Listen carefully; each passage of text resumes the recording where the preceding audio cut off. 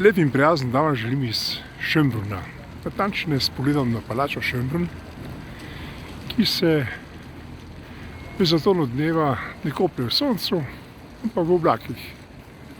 In tukaj, v tej poletni rezidenci, so nekdanji cesarji uživali, ko so koncu tedna prišli iz Hofburga sem.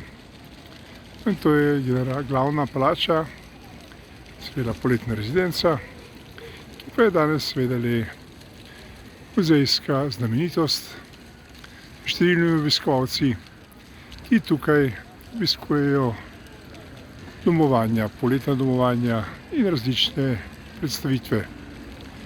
No pa si poglejmo to področje nekoliko drugače, in sicer tam so bile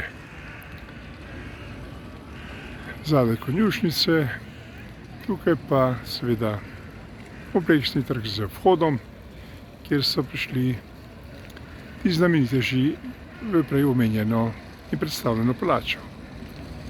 No, spoštovani in spoštovani, kot vselej, kadar se pojavimo na Dunaju, vam seveda moramo ponuditi nek zanimiv kader, ki v bistvu predstavlja nekdanjo našo prestolnico in sedaj glavno mesto sosednje Avstrije, Dunaj.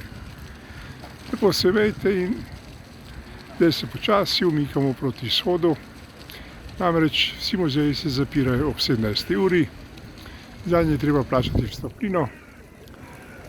Mi to danes nismo naredili, ampak smo obšli zadnji del vrtov, kjer se bo 16. junija ponovno zgodil velik, zanimiv koncert dunajskih filharmonikov. Natančneje 16. ob 21. uri. No, spoštovani in spoštovani, naj bo tako, kot kaže vreme, in se bomo sedaj umahnili v središče mesta in z podzemno železnico številka U4 odpeljali do